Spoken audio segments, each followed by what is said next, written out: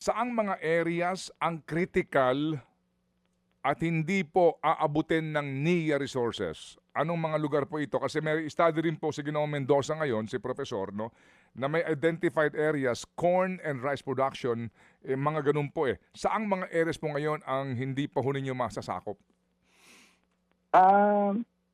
What do you mean, wala pang irrigation, sir? Wala pang Opo, irrigation yes sir. facility? Na may problema ngayon, may problema out sa of- patubig.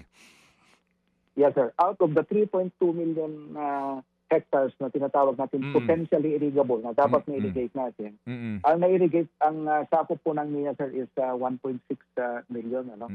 So, yun po yung sakop natin. At sinasabi ko nga po sa inyo kanina na sa pag-aaral namin, nakita namin na it's very ironic na kung saan yung hindi pa na-irrigate, nandoon yung mga major river basins. Hindi ho nila na-irrigate ito, sir, kasi for the simple reason na masyadong mahal yung pagtatayo ng dam.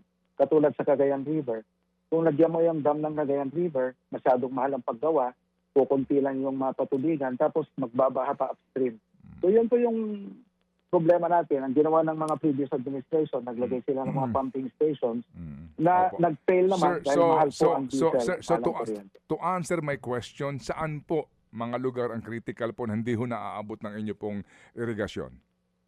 Nationwide, sir. In fact, sinasabi ko po sa inyo, meron pang 1 milyong hektarya po na hindi naaabot ng irigasyon. Ayun, yun ang katotohanan. Ano po? Nationwide, 1 milyong hektarya pa ang hindi inaabot ng irigasyon. And ironically ka ninyo, meron po mga source of water na hindi mapakinabangan ng farmers kasi nga po, mahal magpatayo ng dam. Magkano ho ba ang isang dam na inyo pong, ng inyong ideal dam? Magkano bang isa?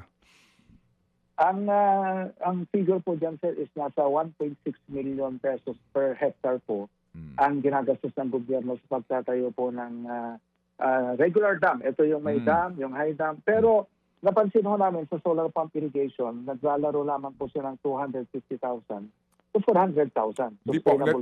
Let's talk about dams. Okay.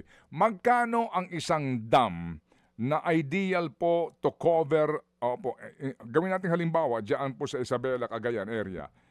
Kung magpo-propose kayo ng dam para po sa Cagayan River, magkano kailangan na pera?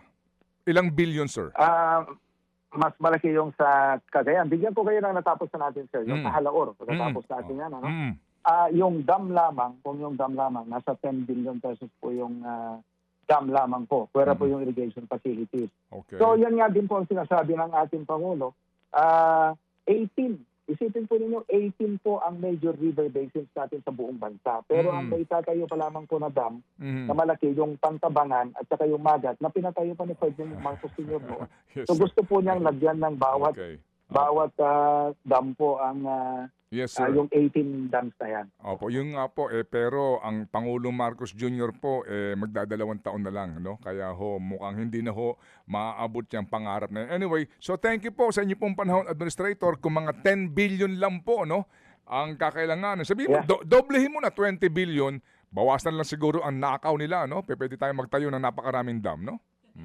Tama po yun. Hindi naman isang taon na yun ang gagastusin mo eh. Yung 10 billion, siguro 2 billion per year lamang. Kaya nga, ang ginawa ng Presidente po yung pondo ng Halaor, kinuha niya sa flood control para po mapunduhan natin yung... Mga kapatid, patuloy po kayong tumutok sa 105.9 True FM para sa totoong balita, impormasyon, music and entertainment. Mag-subscribe sa aming YouTube channel at podcast at sundan nyo kami sa Facebook, Instagram, X at TikTok sa True Network PH. Bisitahin din po ang aming official website, truefm.ph.